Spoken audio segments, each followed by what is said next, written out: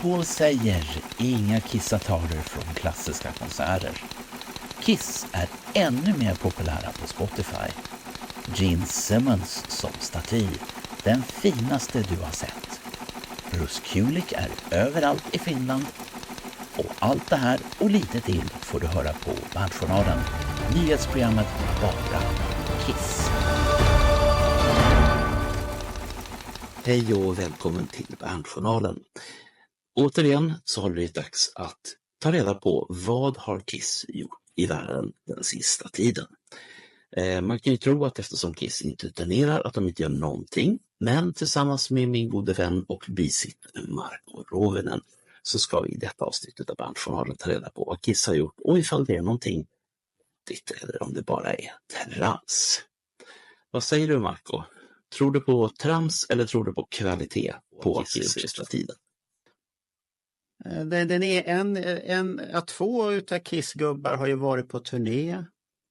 Eller är på turné fortfarande. Nej, den ena har avslutat sin turné och den ena är på en pågående turné. Sen de andra målar tavlor, städar i volten och spelar golf. Och sen den korte, han är väl helt spårlöst borta sen webbadressen. Har det förnyats sen sist? Nej, det har vi inte sett någonting om. Men det där får ju han komma på. Jaså, har du inte skickat det mot Bandjournalen påminner dig om att uppdatera, betala avgift? Ja, vi kan väl göra så här. Vi betar av dem gubbe för gubbe. Och den som... har det inte gått nu en månad sedan i alla fall? Nej, hur länge sedan är det när du berättade om det här? Två veckor? Det är mindre än en månad sedan nu. Jag tror att det är väl 2-3 veckor. Nej, det är 2 veckor sedan vi gjorde sista. Okay. Och han har inte gjort någonting och det var lite konstigt faktiskt tycker jag. Ja, men han kan väl hänga med sin... Det där ska du notera i dina Bandjournals anteckningar där och förvara i volten där att Erik Singer är lite slarvig. Eller så har han en plan som inte vi vet om helt plötsligt. Så kan det absolut vara. Ja.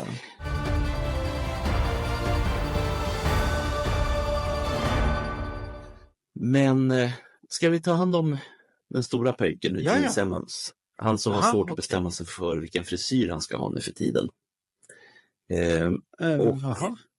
Och vilka låtar han ska spela. Det är så mycket han inte verkar ha koll på. Men det som vi har just nu som jag tycker är lite spännande, det är att han hade ju en turnépremiär i slutet på april. Och nu har det kommit väldigt mycket film därifrån, men det är bra kvalitet och det är bra ljud. Ska vi titta på en skvätt ifrån Deuce?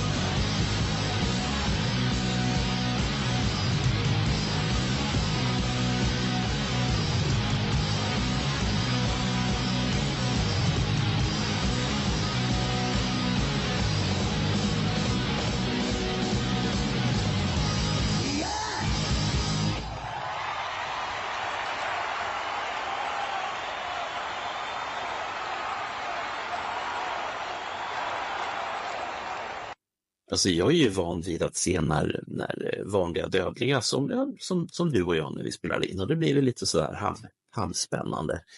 Men det här ser riktigt, riktigt bra ut, och det är bra ljud som är pålagt också, så att därför kan vi förvänta oss någonting. Men dagens mobiler är ju lite för mycket kanske ibland, så att de här ultramodellerna utav alla telefoner, du har Samsungs och Pixel 8 och iPhone 15. Och till slut vet man inte vad som är vad, eller? Nej, de är lite häftiga, och sen kan du ju alltid redigera ljudet i efterhand så att det låter bra på något eller annat sätt. I sådana fall då. Så det ska vi nog inte bekymra oss överhuvudtaget, men det är intressant hur bildkvaliteten har ökat, för det går ju bra att jämföra med den som jag klippte här nu senast 2013. Ja. Med när vi hade Niklas, och jag hittar ju spel. Det hade börjat dyka upp massvis. Det finns mycket klipp, och det är någon som har klippt det där. Kvaliteten är lite sämre. Det är så ungefär som vi skulle sätta lite sämre inställningar, för då är det väl endast full HD 1080. De flesta har inte 4K. Telefonen hade tendens att bli varma när det var 4K och sånt här. Så att, och ljudet var oftast dåliga. Det är Android-telefonerna som blir så här varma. Det har jag inte märkt på iPhone. Men det är väl iPhone har samma problem också. I början hade alla samma problem. De har varit varma. Ska vi ta en senaste till? Vi tar samma låt. Och den här gången så har han varit ute och spelat med några kompisar för ett band som heter Chevy Metal. Och jag skulle vilja säga att det är någon slags välgörenhet på ett eller annat sätt. För det finns en pöjk där som hette Taylor Hawkins som gick bort, som spelar det här bandet, och nu så spelar sonen istället som heter Sean Hawkins. Och det som händer nu är ju att nu blir ju Simon trött istället, som här har en ung pigg trummis som trummar hårt. Tänk dig en kombo av Eric Singer och vilket sätt blir han trött på då? Men hur blir han trött då? Märker man det? Han hänger ju inte med, det är ju det. Vi tar en liten snutt och så får vi se när Simmons får kämpa. Det börjar ju bra, men allt eftersom videon går så blir han ju tröttare och tröttare. Och så kan vi ju inte ha det. För då orkar han ju inte springa ut med sina kompisar till Europa om man inte orkar med det här. Ja, men det kommer han nog göra. Ja. You guys ready for some fucking Kiss?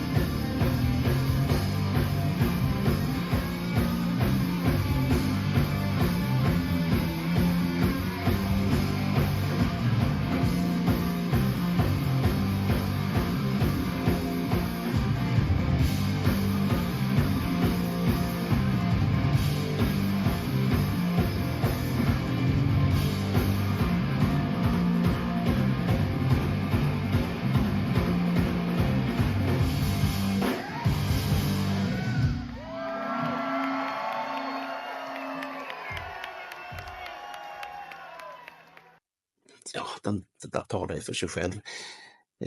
Ska vi Är gå du vidare orolig till... för, är du orolig för hans ork här nu helt plötsligt? Ja, nej, men Ska den du skruva första- ner förväntningarna för oss här i Europa? Att vi ska inte förvänta oss en springande Jean. Och nu försöker du göra en sån här troll här nu. Trollar du här nu oss med hemlig avsändare vem som har kommit med de här videorna? Det är väl som så här att han var så himla pigg i Brasilien i april.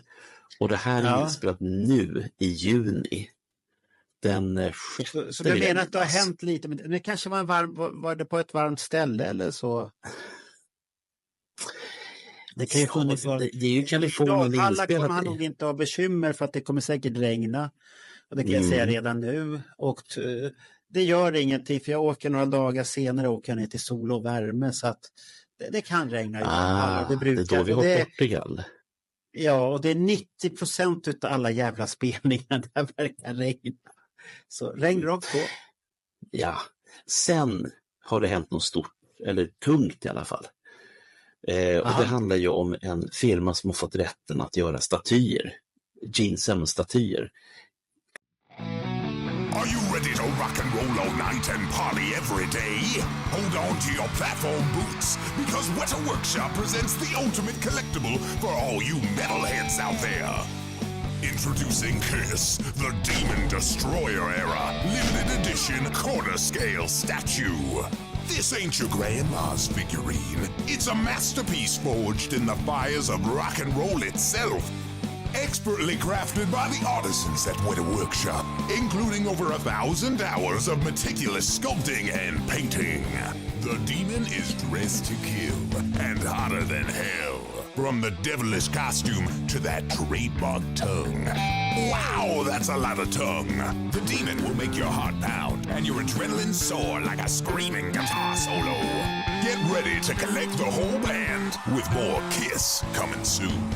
So what are you waiting for? Love it loud and pre-order now. Yeah! Weta Workshop, where legends come to life. Det här är ju riktigt feta grejer. Den väger, nu ska vi se, den är ungefär 6 decimeter stor. Den väger närmare 20 kilo. Och sen det är 60 centimeter, Bernt. Det här är en A5 du visar. Det är 60 centimeter. Det är garanterat mer än en A3 till och med. Ännu större, Bernt. 60, det är över en halv meter. Så att det är väldigt stort. Jo, men en A3 det är ju som poster ungefär, när det begav sig. Nej, det var inte. Det var A2. 2 A3. Ja. Jo, om du viker ut hela, precis, då blir det en A2. Ja.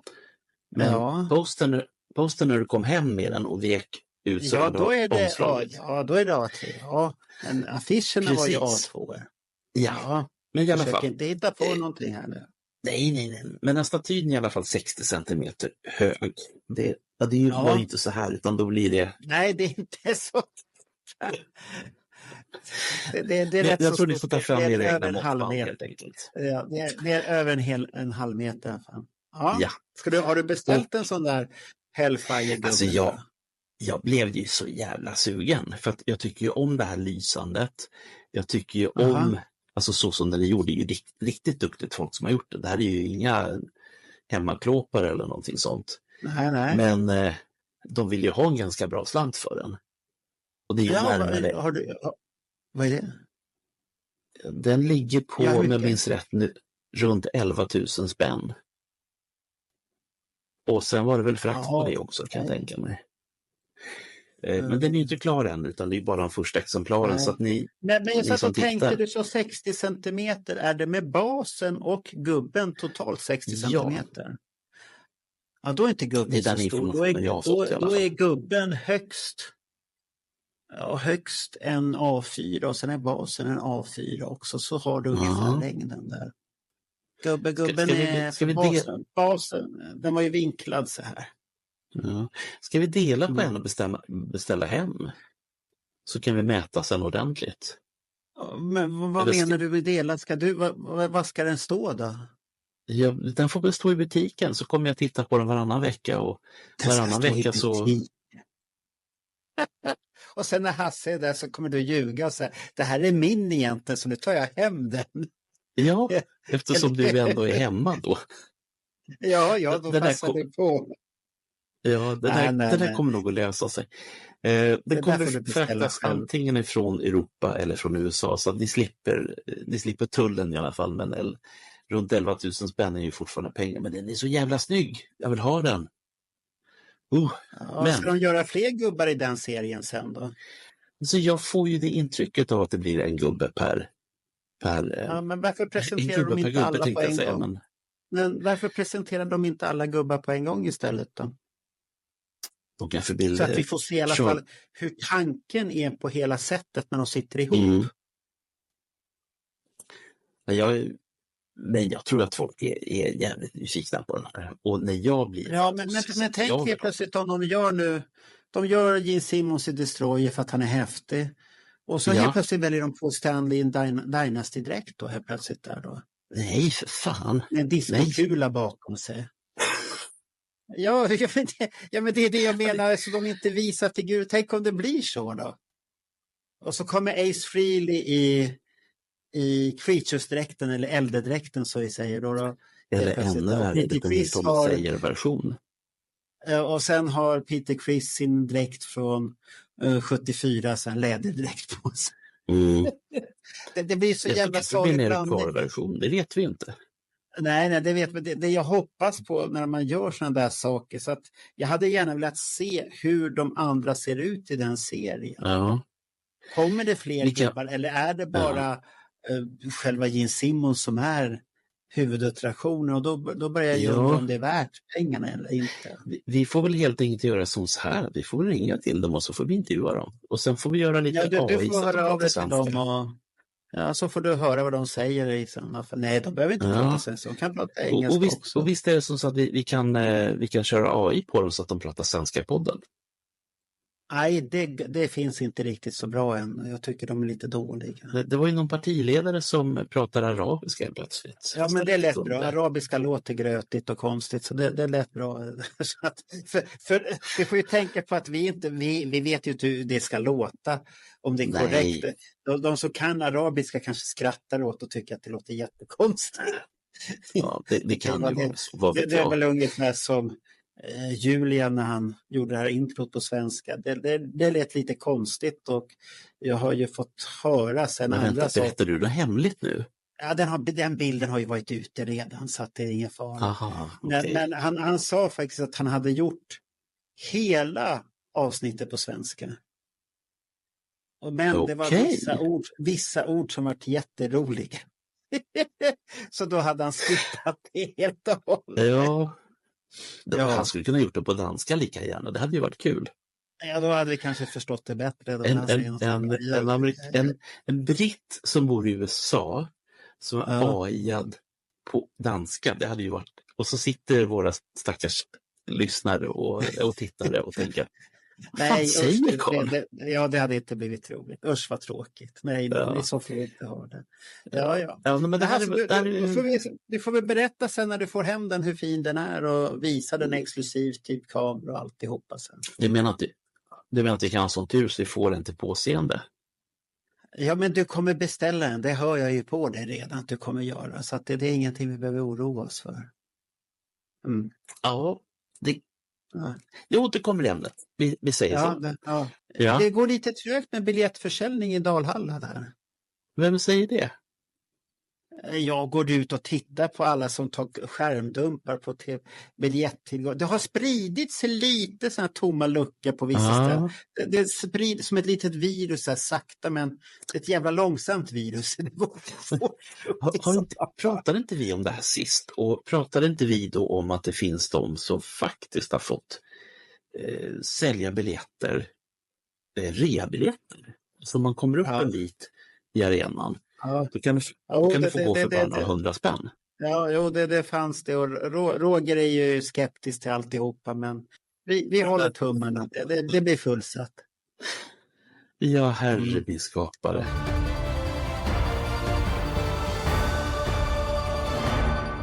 Då ska vi prata om Bruce Kulick, för han har ju haft fullt upp här. Han gör ju massor med grejer hela tiden. Och han verkar ha så mycket tid över så att han åkte till Finland. Och det har vi ju pratat om att han har gjort. Ja. Nu ska vi se, vad blev det? 2 Guitar Clinics. Och sen hittade han en festival att trycka in honom på. Ja, det var... Nej, det var väl en...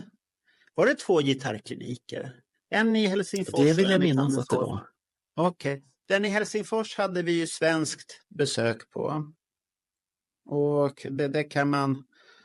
Där hade Johan Flygare filmat lite när han spelade lite. Och det finns på nätet rätt så mycket utav det också. Ja. Men den andra gitarrkliniken, den var i Tammerfors då, i en pub då, eller?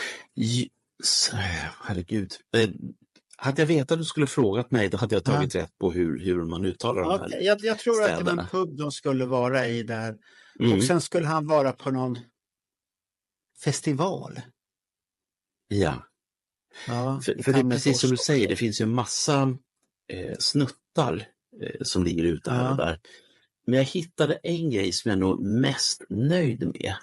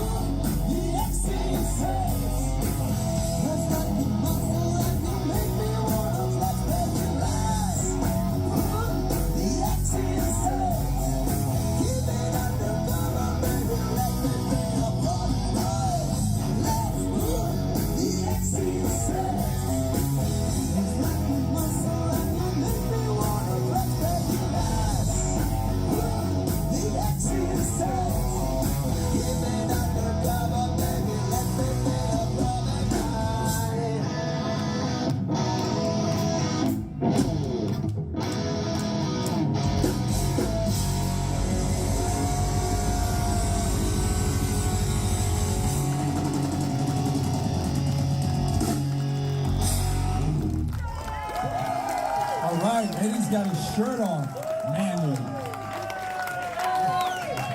Sorry, there's not enough lights. Och det är från någonting som kallas för den stora 80-talsfestivalen, och det är den här festivalen som jag snackar om. Ja. I en, vad fan heter det här?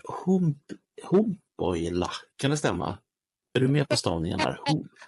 Humpoila. H-U-M-P P-I-L-A. Det blir alltså Humpila. Humpila, vad ska vi se här vad du har skrivit? Humpila, Humpula, Ja. Humpila. Ja, men Vad fan, sånt där. du är I Finland. det här ska du kunna, Marco. Ja, det är så svårt med U och O. U blir O Ja. och tvärtom. Men Så att där har vi i alla ja. fall en... För han gräver ju vidare i sitt 80-tal. Och det som jag tycker är häftigt är att han ihop med det här gänget framför Let's Put the X in Sex. Och det här är ju då Bruce Kulick, och sen så har vi Sampasa Astalla på sång, en Länderpaisa på keyboard, en basis. Hur säger man 69 på finska, Marco? Goskut Yheksen. Ja, han spelar gitarr. Mm. Och så Ja. J.P. Pussa på gitarr och en Marco, det vet jag i alla fall hur man uttalar.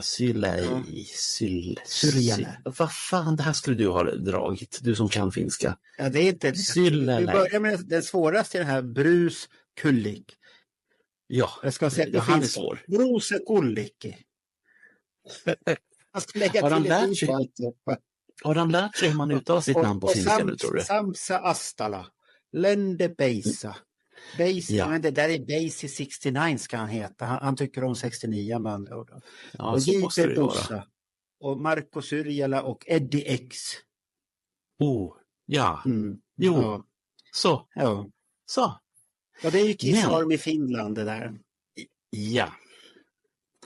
Och där är ju som sagt en special, och den här tycker jag faktiskt är jävligt cool. Låten är cool, Bruce Kulick är cool, och sen det här gänget Ja. är också coola. Ja, de tycker om att spela mycket 80-talslåtar det här gänget och tidigt Ja. 90-tal. För att de är rätt så kända för, när jag har sett dem live då drar de till, och det såg jag senast var 2022 efter Helsingfors gigget där. Ja. Och då började jag också på en så här, precis samma setlist ungefär. All Night, Who Wants to Be Lonely, Domino. Hell or High Water. Det är precis de här samma låtarna, och det var riktigt, riktigt bra. De är duktiga på det faktiskt. Där. Ja. Ja, men det är ju jättekul att få faktiskt att höra. Så har man chansen, och de brukar spela på den här finska rockklubb, finska, det är ju Finland så det är ju en finsk rockklubben i Helsingfors som är vid det här busstorget vid centralstationen, precis där man åker tåg från Finland och sånt där. Okej. Åker vidare, åker till flygplatsen med tåg. Allt det där finns där, och det är en busstor. Där finns den här rockklubben, och de brukar husera där en trappa ner i den. Har de en rätt så bra scen. Och, och där var ju där Johnny Fredriksson var där nu med Brucean. Ja, han var ju där förresten och sålde med Brucean också. Han tyckte det var okej, men ja, han var inte så här. Alltså Brucean gjorde vad han gjorde. Och sen vet jag förresten att Johan Kihlberg var ju där också. Och försökte bli av med sin Volt där med, men det... Ja, han har ju haft bra. öppet köp också. Nej, inte öppet köp. Han har haft öppet hus hemma hos sig förra helgen, vill jag minnas. Nej, det skulle pågå en längre tid. För man skulle bara boka tid och säga till honom att jag är på väg ut, så skulle han vara hemma. Har jag förstått. Då får vi väl boka tid då. Du vill åka dit och titta om det finns någonting du ska ha? Är det dina gamla medlemstidningar du letar efter? Eller man vet inte vad som finns där. Söndagstelefonsvararband som man kanske ligger där och de borde jag få gratis i så fall, kan jag tycka, men det är jag det. Nej, nu är det hans pension, Bert, sluta här nu. Jag förstår det. Men vi skulle intervjua honom och helt enkelt ta reda på den här Fanclubs-generalen. Vad har han gjort för någonting genom åren? Han har ju en bok, men... framförallt varför gör han då med sin samling? Är han färdig? Och sen jag läste det där att han säljer ju sin filmsamling också. Har han blivit döv och blind? Eftersom han säljer allt med Kiss. på sin filmsamling. Det är lite, det är så här, eller har han några andra planer? Är han på väg att flytta utomlands eller vad händer? Vi måste ta reda på det där med Kihlberg. Vad händer där? Det låter ju som ett avsnitt av Samlaren. Det kanske kommer någon ny så här flykt, så här, Kiss-generalens flykt. Då är det vi som skriver boken den här gången. Ja, det får vi skriva. Men det jag undrar där lite om Bruce Kulick. Badade han bastu när han var i Finland? Eller är han en sån här tråkig amerikan som inte vågar göra någonting som kan man bli sjuk av? Man tror att man blir sjuk av att bada bastu. Man tror att man blir sjuk om man äter mat från det landet man är i. Jag fick den feelingen lite. Är han hypokondrikervarning lite på Bruce Kulick? Jag baserar det på 2016 års Kiss-konvent. Hur han var lite då. Vill du alltså att vi ska intervjua honom? Och det första som vi frågade är: hörru du Bruce Kulick, hur är det med dig och bastu egentligen? Och finns det? Men han måste väl använda bastu i Finland, det måste han göra. Men så här, gå till en riktig gamla klassisk där det är gamla tanter som piskar det lite, precis som i Turkiet. Man blir lite röd i skinnet och får känna, och så får man höra, här finns det mycket gott att slå på.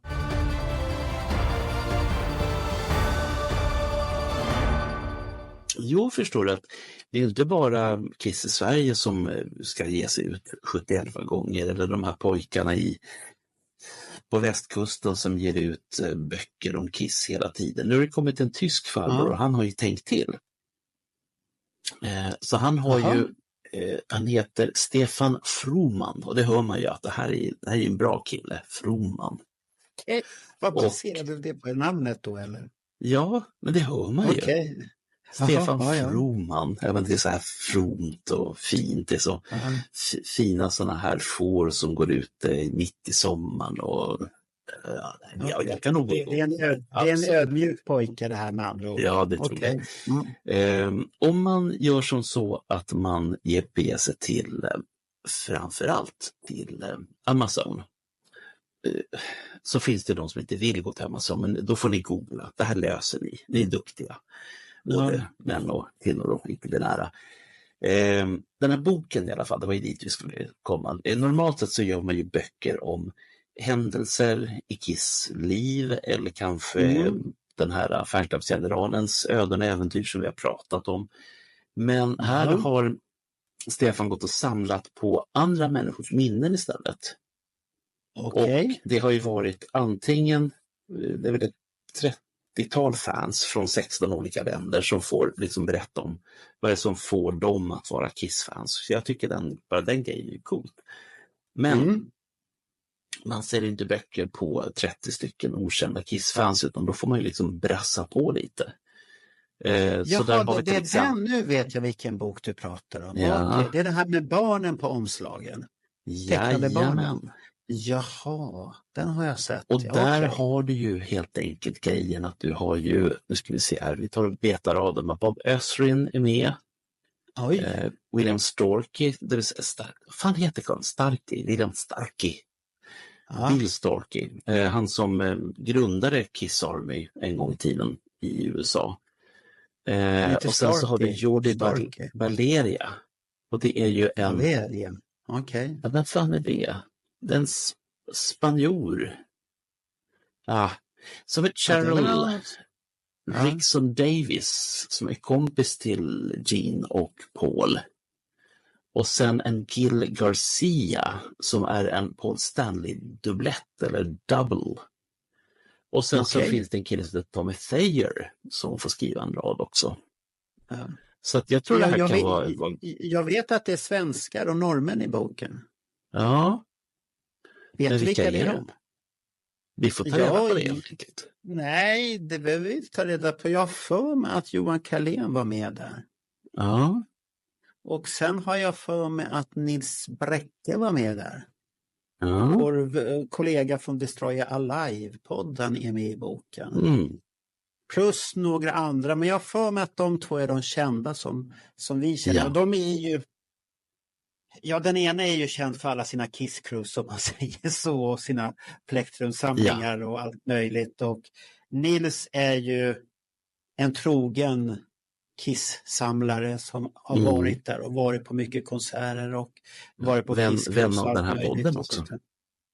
Vän av podden och gjort Destroyer live och sånt här och sköter norska Kiss Army, så att det är de jag vet om i alla fall, för de la upp en blänkare båda två att man kom med i en bok. Det är lite häftigt tycker jag. Ja, men det coola kan jag tycka, det är att den är både utgiven på, åtminstone på tyska och på engelska. Och i och med att du gör den på engelska så öppnar det upp väldigt mycket. Ja, det är mycket, det är smart det faktiskt. Ja.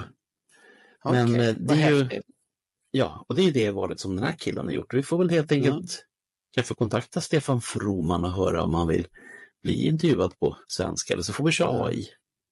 Så blir det bra. Nej, med ditt AI, fan, du ska inte trolla hela tiden här nu. Sluta med dina trollfabriker nu. Ja.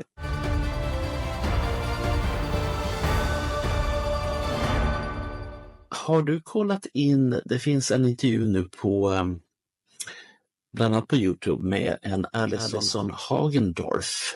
Hon intervjuar bland annat Paul Stanley nästan en timme.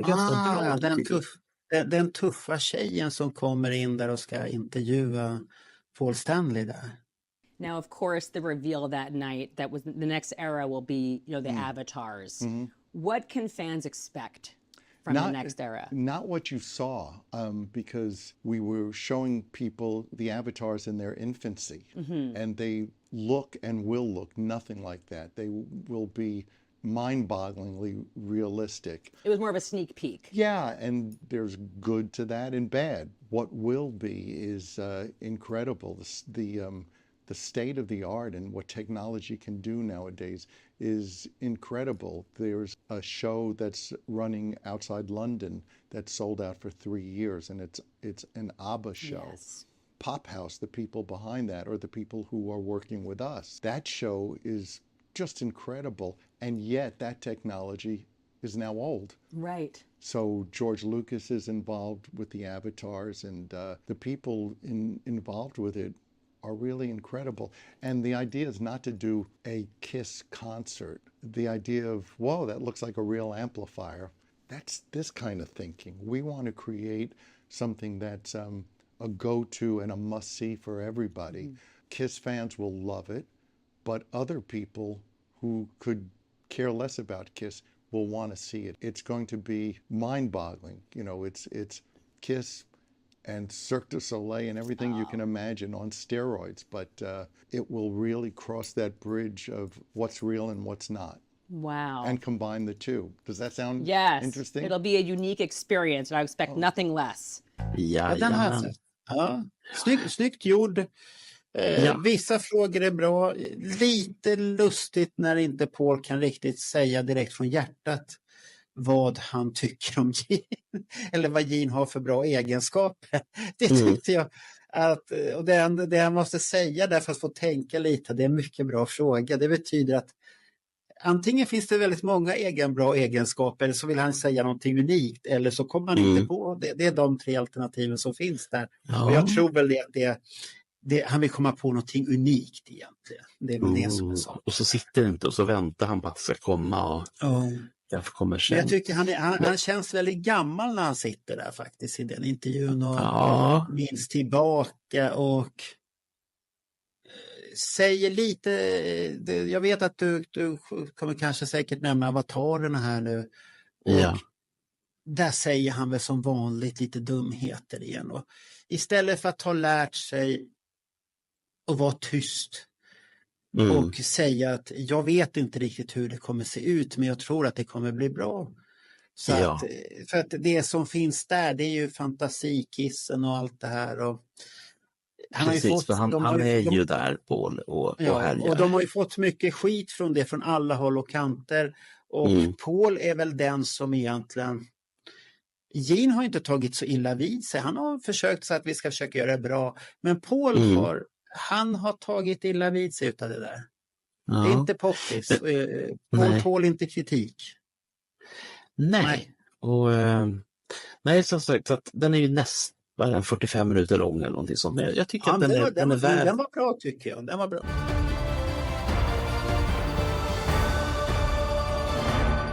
Sen för ett tag sedan så vi höll ju på och gå igenom Kiss-låtar och hur populära de är. Mm. Och det börjar hända saker nu på riktigt. Oj. Vad har hänt nu? Och vi körde på, jag tror det var senaste Bandjournalen och avslutade med en musikvideo med en kille som heter Youngblood med väldigt konstig Jag har den stavning. där I Was Made-tolkningen som börjar så lugnt och blir värsta jävla dansgrejen sen. Ja, just det. Ja.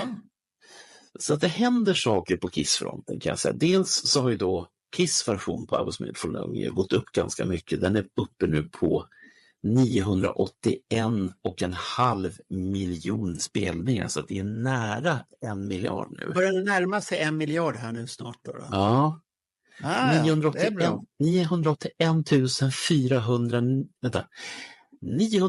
miljoner 409 910 spelningar var det nyss när jag kollade. Ja. Du ser vad vår uppmaning har gjort.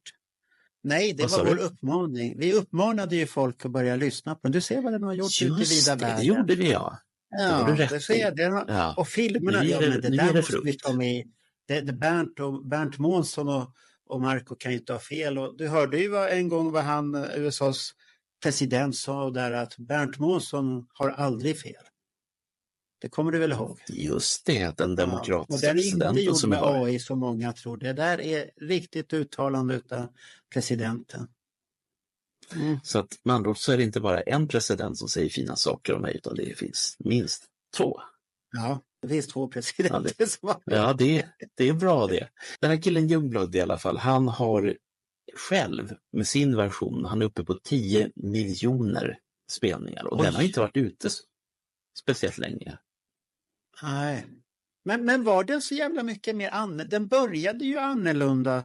Ja. Och så tänkte jag att det blir någon powerballadsaktig grej eller något sånt här nedskalat, men den var ju jätterivig sen efter ett tag där. Och ja, var den så mycket annorlunda än originalet? Den går ju i samma takt och det hände ingenting. Det är väl så här, i och med att en ung människa som sjunger den och han sjunger den för andra unga människor, så har du ju en ny generation med ja, det är de som har upptäckt den. Ja. Det är ju lite grann som nej, vi kan inte prata om Nicki Minaj här inte. Det kan vi inte, va? Nej, för du sa ju bara att hon var ju bara känd för rumpa, sa du, och ingenting annat till mig. Eller det fick jag inte säga, just det fick jag inte säga. Att det fanns ju musiken. Det där var inte jag som sa det. Och den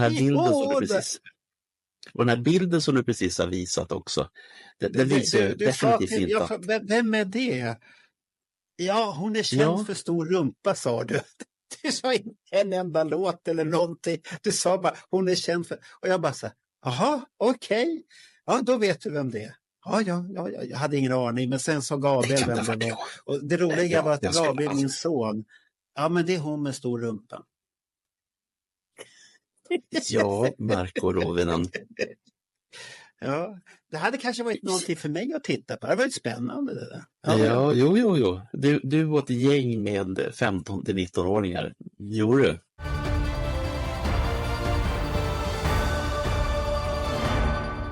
Jag börjar mer och mer fundera på om vi inte har en ny sån här hemma hos reportage som man skulle kunna göra. Jaha. Simmons hade ju folk lämnades efter sig i flera år. Och Ace Frehley, han gör ju det här själv. Han har ju någon som går och filmar honom i tid och otid. Du tänker på hans grejer. Nu ser vi ju själva att de har gjort avsnitt nummer 10 utav Shopping with the Frehleys. Och här så ska han gå på Target. I love parking here because you only got to worry about one side getting hit. Target, here we come. Ready or not? I gotta tell you a funny story. Listen to this. You're gonna laugh your ass off. So I was in Target last week. I bought all the stupid shit I didn't need because I'm a compulsive shopper. This guy goes, "Hey, this line is free." So I was in another line. He says, "Come here." So I'm coming and I throw a little stupid shit down. I bought like remote control, those 4-wheel drive cars and shit. Anyway, he's checking out all my shit. And then I'm looking at him and he's got the Target shirt on, but he doesn't have the name tag. Everybody's got the name tag over their Target logo. So I said, where's your name tag? What's your name? He goes, what are you crazy? I don't want anybody to know my name in this day and age. I lost it. Well, what kind of dog is that? Does he bite? Can I pet him? Yeah. You named your dog Nutmeg? I could use some pajamas, actually. Can we get some crazy sheets? I'm so tired of those boring sheets. Can we get like the crazy sheets? I'm gonna get like Captain America or Iron Man. We're the Avengers. Is that Pocahontas? Now it's a party. I like SpongeBob, but I don't like this guy. Oh, this is awesome. Please have a large. Yeah, I'll settle for a medium. I can squeeze into it. How cool is this? I'm gonna wear this on stage. I hate white shirts though. I can't wear a white shirt. I don't like white. I can wear that with my red cowboy boots. I like the Muhammad Ali one. I met him in an airport once. You have that t-shirt. I've seen it. I have? Yeah. But where'd you hide it? My buddies, AC/DC. I love it. I like the sweatshirt. Roll up the sleeves. Get a guitar cord, you're rocking. I gotta get a TV set for the kitchen. But it's not gonna fit in the Bentley, so. Och jag har aldrig hört en människa prata så mycket rappakalja. Inte ens jag pratar så här mycket rappakalja som den här mannen gör. Ja, men det är ju Ace. Så är det ju bara. Ace ska vara så. Jag menar, det här är ju ett koncept. Killen är ju genialisk. Jag menar, kan det bli bättre än så här? Nej, men han har lärt sig att sociala medier är bra. Och gör man det på rätt sätt. Så han har gått den här kursen som man måste göra nu för tiden. Och du når folk på det sättet. Var personlig. Göra lite skoj av dig själv. Och ta det på allvar, samtidigt ha marknadsföring i det. Som man har. Det kommer du inte ifrån. Men man gör det på ett snyggt sätt. Och jag kan bara säga att jag måste själv börja med det i butiken. Och jag har haft ett samtal med min kollega hur vi ska lägga. Och så säger han till mig, ja men nu har du poddvana så du får gärna göra alltihopa det här själv. Då har den äntligen kommit. T-shirten alla har väntat på. Den häftiga repmånads t-shirten. Nu finns den i 2 varianter och den finns i butiken. Här har vi den engelska varianten. Där är repgubbar och det är med engelsk text. How to make boys out of men. En klassiker. Och så här ser godbiten ut. Den svenska varianten. En hyllning till repmånad. Med repgubbarna. Ni har texter Ted Åström. Veron Holmberg, Lasse Åberg, Janne Karlsson, Lasse Halderberg och Lennart Skog. Och den klassiska eller hur man gör pojkar av män. En hyllnings-t-shirt finns i massvis med olika storlekar. Så det är bara att gå in i shoppen eller komma förbi butiken. Finns så länge lagret räcker. Tar det slut så får vi beställa flera. Och de här härliga godbitarna finns i flera storlekar. Så att ni är välkomna till butiken eller så beställer ni på hemsidan som vanligt på hobbybokhandeln.se. Där hittar ni alla dessa godbitar. Och skulle de ta slut så kommer det mer i sådana fall. Då får jag boka eller lägga en förhandsbokning på det. Så att den häftiga t-shirten, nu finns den här, passa på. Okej, tack för den. Men jag ser ju framför mig här nu att man skulle kunna göra en sån här vardagsdramatik i er butik. Vad gör ni på dagarna? Ja, det är väl ungefär det man måste börja göra.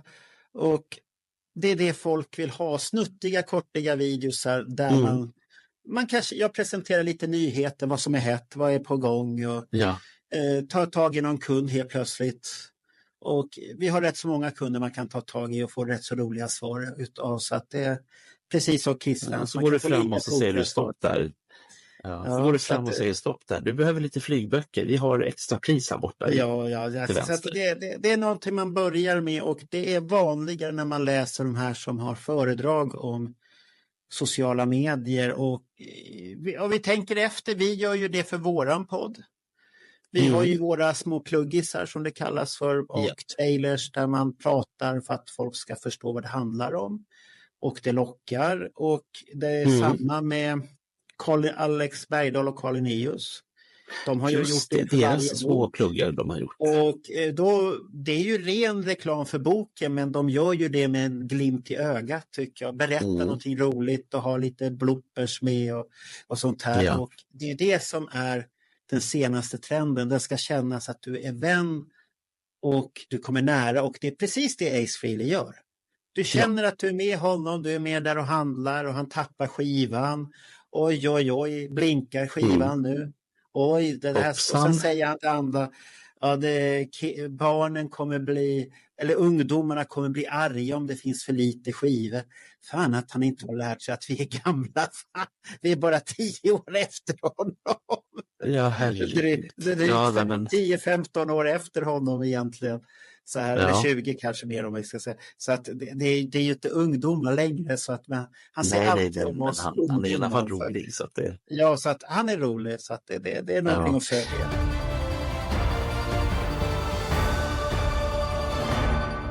Sen det som också dyker upp, det är ju dessa jävla tyskar som gör, så man brukar hänga upp sig på svenska såna här dokumentärer och säga att de är tråkiga så att klockorna stannar och att det är roligare att titta på färg som torkar och sånt där. Men det dök upp en liten kul sak här nu på YouTube häromsistens. En liten livesnutt från 76 som är totalt sönderpratat förstås utav de som pratar om det som de pratar om. Ja, men de som hängde med där och inte låg och gömde sig som Bernt gjorde. Ja. Okay. Och det är en dokumentär, eller en sån här ett kvällsprogram som heter Abendschau, det vill säga kvällsshowen helt enkelt. Betyder det? Okay. Ja, det måste det göra. Abend är kväll och show, det måste ju vara show det. Ja, men då är inte jag som... på din tyska. Ja, min tyska är ju fantastisk. Den är, jag säger som Ace Frehley säger, att min familj är ju från Tyskland, så att vad är problemet? Den var ju bättre än finskan i alla fall. Ja, det där lät mer övertygande. Ja, men det låter häftigt, så det ska man spara in. Men vi tittar på en liten snutt här och så njut och förfasas på samma gång.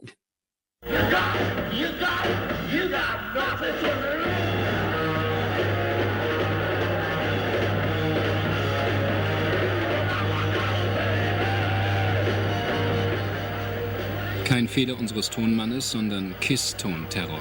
Höllenlärm jenseits der Schmerzgrenze aus übersteuerten Verstärkerbatterien. Und 4 diabolische Fratzen, die von sich behaupten, sie gehörten zu jener Fantasiewelt, in die sich die Menschheit flüchte, wenn sie unzufrieden mit Mutter Erde sei.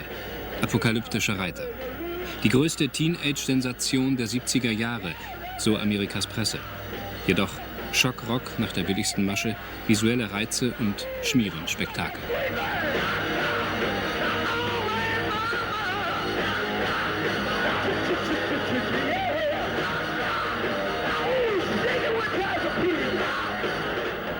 Und dennoch gelingt es den KISS in den USA, gleich nach den Rolling Stones zur heißesten Live-Gruppe gekürt zu werden, von einer Langspielplatte allein über 1 Million Exemplare abzusetzen und immer mehr hörgeschädigte Teenager in immer neue lustvolle Qualen zu stürzen. Amerika, du hast es besser.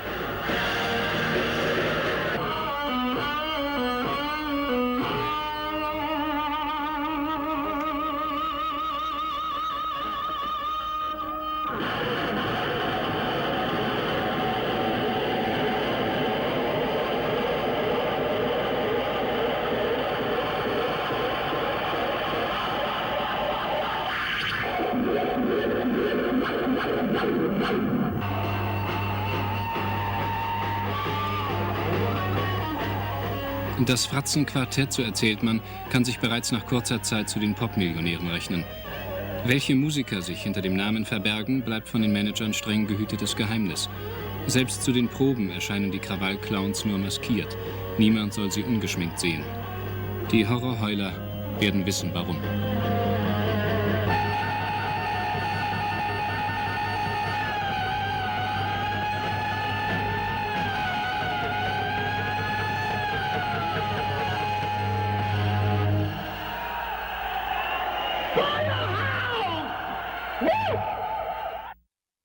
Läskig sak, va? Ja, men det där var väl så här Bernt tipsar-grej igen. Så här. Ja, absolut. Alltså, ja, den är ju Bernt klass rekommenderar. med... Den är ju klass med den här tjejen, 80 måste det ha varit, som då skulle leta rätt på Kiss och få autografer och allt vad det nu var. Det var lite roligt ändå. Det är bra live-snuttar i den. Sen tyvärr förstår man, den påminner väl lite om, vad hette de här, hette den Bullen som gick där med Martin Timell? Ja, det jag skulle säga det var, som vanligt så är det inte tjejen som har... Som vanligt är det inte tjejen som är med i filmen som har skrivit brevet. Det var det jag ville säga. Det var det jag skulle säga. Som vanligt är det inte Martin Timell som sitter i badtunnan. Så skulle jag säga. Nej. Bra där. Precis. Mm. Men när du ändå tipsar där så tyckte jag att jag skulle lägga ett tips på en poddavsnitt. Jag la upp en länk på vår grupp Encore. Skivsnack. De gör ett jätteroligt avsnitt om när de besöker Mickes på Söder. Skibörsen. Den är, alltså det är en sån här grej. Den här podden, jag har lyssnat på det här avsnittet så många gånger. Den är så jävla bra. Det här påminner lite grann om dels det vi gjorde förra sommaren, men också de planer vi har haft att kunna hänga i skivaffärer, fråga de som jobbar där. Hur är det med Kiss-skivor? Vad får man för dem? Och vad är det annars ni säljer? Och... Han var lite före oss där nu, men han praktiserade ju där och jag tycker det avsnittet är otroligt bra klippt. Det är häftig stämning. Det flyter bara på utav sig själv och du faller, oavsett om det inte är musik du lyssnar på, så är det här att du förstår hur en samlare, för alla som kommer dit är ju vinylsamlare på något eller annat vis.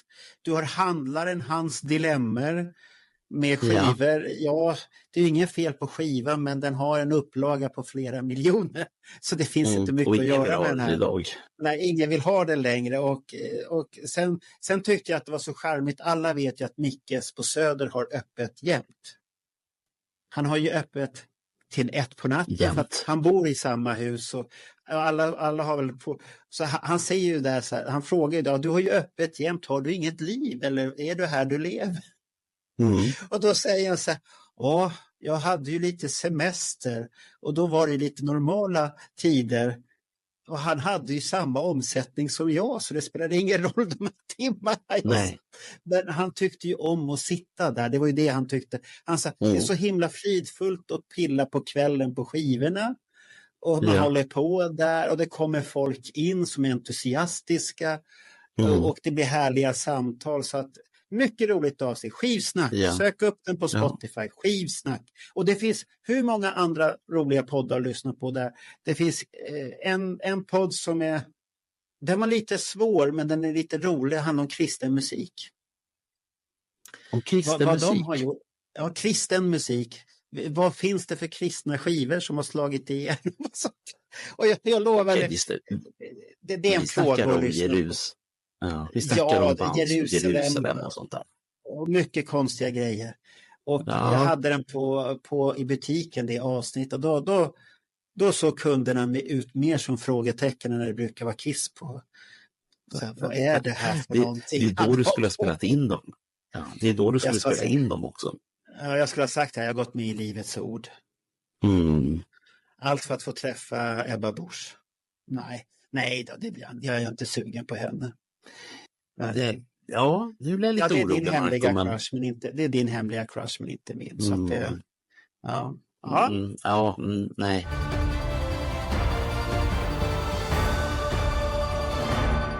Ska vi gå vidare bland gubbarna? Vi har faktiskt en gubbe kvar.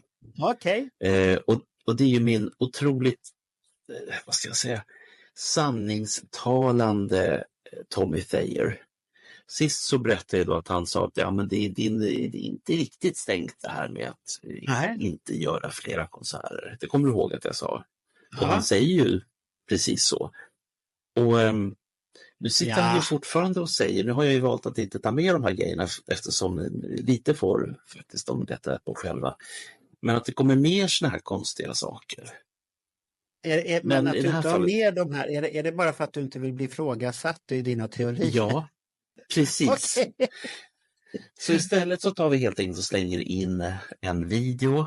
Det här, han var med ett gäng som heter The Wild Things för det är väl drygt en månad sedan.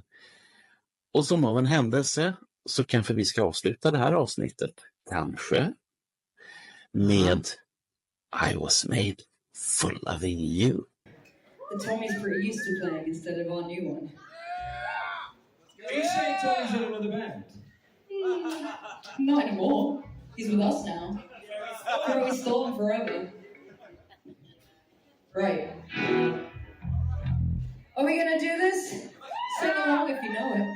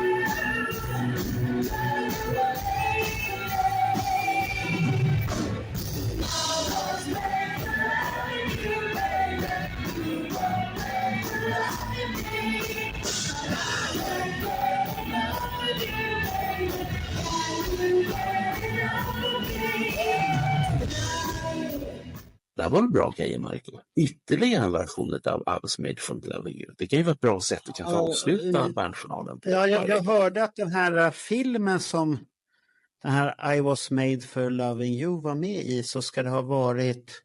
Det var någon som skrev kommentarer. Ja, det var många olika versioner av I was made for loving you i den filmen. Så det är väl ett uppdrag för dig, du som älskar film, och titta på den då och räkna ut hur många versioner det är. Eller är det bara samma låt som spelas på lite olika sätt? Ja, när jag fortfarande regelbundet gjorde Bandpratar Kiss på söndagarna, då hade jag nästan gett mig tusan på att jag skulle hitta varenda videoversion av de här. Och framförallt så gillar jag de här dansbandsversionerna utav I was made for loving you som folk har bemödat sig med att spela in. Det är läskiga saker på riktigt. Alltså man blir bara så här... Det läskiga är väl att I was made passar in i väldigt mycket. Ja. Du kan göra vad du vill utav den, blues, hiphop, reggae eller vad som helst, så funkar den alldeles utmärkt i vad som... Alltså är det en bra låt i början. Det finns någonting bra som går lätt att konvertera om till vad som helst egentligen. Ja. Det är lite häftigt. Men vi hade en sak till innan vi slutar. Ja. Det var någonting du hade som du ville ta med, Marco. Ja, men du har ju sparkat på mig och tjatat på, men vi kan ju säga så att den ena var att Kiss Army Sweden har besökt Pophouse. Det har vi skrivit på Facebook och det vet alla om, tror jag. De som känner mig och de som går in på Kiss Army Sweden och vår grupp Encore vet om det också. Att vi kom dit och presenterade oss och fick höra lite vad de hade för planer, och som jag skrev i texten att det känns bra att det är svenskägt, för att de gamla fansen kommer få sitt. För den känslan fick jag av Pophouse, att de bryr sig väldigt mycket om de gamla fansen, och de kommer bygga de 10 vise männen som ska hjälpa dem från vanliga Kiss-fans, och de håller på att rekrytera folk för det. Troligtvis hamnar en svensk där, och det är väl en holländare, italienare, det är amerikanare som hamnar där och allt möjligt. Så att men det är ju fantastiskt, en fokusgrupp helt enkelt. Japp, som ska ge dem, som ska hjälpa dem och säga vad som är rätt eller fel, för att det är ju så att Kiss själva, de minns bra vissa saker, andra saker minns de inte lika bra, och sen vet de inte var de har lagt sakerna eller var de finns och vad som finns ute, för det vet samlarna bättre själv. Och det viktiga med de här vise männen är också att de ska ha bra kontaktnät. Det är en grej. Och sen är Pophouse själva då, så kommer ju de, vad jag förstod, och det kan man ju säga nu, att boxar, det kommer. Och de var väldigt förvånade och tyckte att Kiss hade slarvat väldigt mycket med det här att det inte kom boxar på 50-årssläppet här nu. Det tyckte de var en bortkastad chans. Och det måste man ta ifatt och göra, för det är viktigt att berätta Kiss historia och göra en legacy utav det. Och sånt här, så att det lät bra. Och avatarerna var inte det viktiga här i det här pratet, för han sa det kort och gott att det ligger så långt fram i tiden så att egentligen vet inte någon, varken Paul eller vem riktigt, hur avatarerna kommer se ut. Det vi har sett är ett smakprov som gick att göra under pågående turné. Det här är ju jättespännande. Ja, så att vi vet inte, och så sa han så här, det har varit mycket motstånd, och så diskuterade vi lite där, så sa jag så här, vi Kiss-fans är ju sådana att hälften säger vi ska aldrig gå på där, och sen är de allihopa där och är nyfikna, och vi ser i alla fall så en biljett kommer de sälja till alla Kiss-fans ändå, och ABBA-showen som de pratar om, de har ju blivit en succé, och Mamma Mia-showen, den ska ut i världen på olika sätt, den är i Holland för tillfället också, så att de är måna om det de köper in, att det ska vårdas. Och det kändes tryggt, och varför Kiss då har valt dem, det var inte så himla konstigt. Istället för en amerikan som sitter och skryter, vi ska bli störst i världen och blaha. Så att Pophouse själva tyckte inte att skivbolaget har engagerat sig så mycket, för det finns, artisten slutar, det finns inte så mycket att hämta, medan det egentligen finns hur mycket att hämta. Så det är bara att titta på Metallica och Led Zeppelin allihopa, och Beat, det kommer ju godis hela tiden. Det är bara att du måste ha rätt personer som gör godiset. Det är ju det som är viktigt. Absolut. Och vi diskuterade faktiskt vi diskuterade en sak som var väldigt viktig. Det var det här med limitering. Jaså? Där de trodde det är väl bra med det. Nej, så är totalt värdelöst. Vad är det bra med limitering? Det göder bara parasiter. Så är det. Det göder bara parasiter som går ut på eBay, och Niklas visade också det här med Dynasty vi tog upp, att jag sa den det, här som vi har pratat om. Ja, att du var intresserad att köpa det, men den var slut. Du fick ingen baseballtröja eller någonting. Och nu är den ute på nätet 4 gånger dyrare, fast den inte släppt den ens en gång. Och jag sa, det där är totalt värdelöst, för att med dagens teknik och alltihopa, tryck 2000 boxar, ta resten på on demand. Det går inte att misslyckas med att göra saker. Och se till att så många som vill ha boxen får boxen. Sätt ett bra pris. Ni säljer massvis. Det där gynnar bara andras plånböcker, inte det egna överhuvudtaget. Och det här har vi pratat om så himla mycket, varför då Kiss själva, eller Kiss skivbolag, inte har lagt mer speciellt mycket energi. Och sen när grejerna väl kommer, så är de satans dyra. Ja, och jag hatar det där med limitering, för det är så löjligt. Och det är som Bruce där när han gjorde den här 300 dogtag. 300 han gjorde också. Och så undrar han, oj, det tog slut. Ja, men det kan väl det måste han ju veta. 300 pers, det fyllde han ju där på Meet and Greet i Helsingfors. Och det är ju bara och det är ju jättefans som är där. Alla hade väl velat ha den där. Ja. Så att det är så löjligt. Ja. Och gör 500-600 och sen tar resten på demand. Jag har tittat, det är 2000 till som vill ha. Ja, men vad bra, då trycker vi så och så får man pengarna in och använd det dagens kostnadspolitik som finns. Visst, det finns han som fuskade, Mr. Magic. Alltså inte basketspelaren, men Magic. Nej, utan bok Magic. Ja, boken där. Han fuskade och såg till att det här med crowdfunding vart katastrof. Och det är kanske många som är rädda för det, att få hur folk ser. Men jag ser ju om vi gör en jämförelse, du har de här som gör spelböcker, Drakborgen, liknande Drakar och Demoner-böckerna. Allt det där baseras på crowdfunding först. Tills de ser att de får en viss upplaga. Sen sätter de igång och trycker, de har en garanterad försäljning och så trycker de ett antal över-ex för att möta de andra. Och det går hur bra som helst för dem och de gör nya böcker. Och det är det som är roligt. Ja, så om det funkar där så ska det väl funka med ett band som Kiss. Ja. Det är inga konstigheter. Men vet du vad jag tänker på? För det här är ju samma bolag som har ABBA och som har Cyndi Lauper. Jag ser fram emot lite ABBA-boxar nu. Är det något du kan fixa, Marco? Nej, det ska jag kunna fixa det. Jag har ingen connection med det. Vi är där och besökte Bernt. Jag vill ha. Jag är inte som du, Bernt. Jag är snäll och fin. Nej, men det är inte att jag, kräver. Jag skulle tycka det var fint om det fanns lite ABBA-boxar också. Ja, men det kanske kommer någonting, men jag vet inte, har ABBA så mycket hemligt material någonstans då? Alltså de har ju sagt i alla år, nej men vi spelade in allting. Nej, det gjorde ni inte alls det. Du tror inte på det? Okej. Nej, det är nämligen så här. De hade en tekniker, eller har en tekniker som heter Micke Betretov. Han spelade in allting som spelades in. Så han har någon slags, som man kallar för, backup-kopior på alla sessioner som de har gjort någonsin. Ja, men då borde väl ABBA själva veta att det finns det där också. Ju. Jo, de vet. Ja. Och det finns en box som kom 2004. Nu är vi där på boxar igen. 94 kom den, förlåt. Och då finns det en snutt som är drygt en halvtimme lång som heter ABBA Undeleted. Där finns allt. Små snuttar.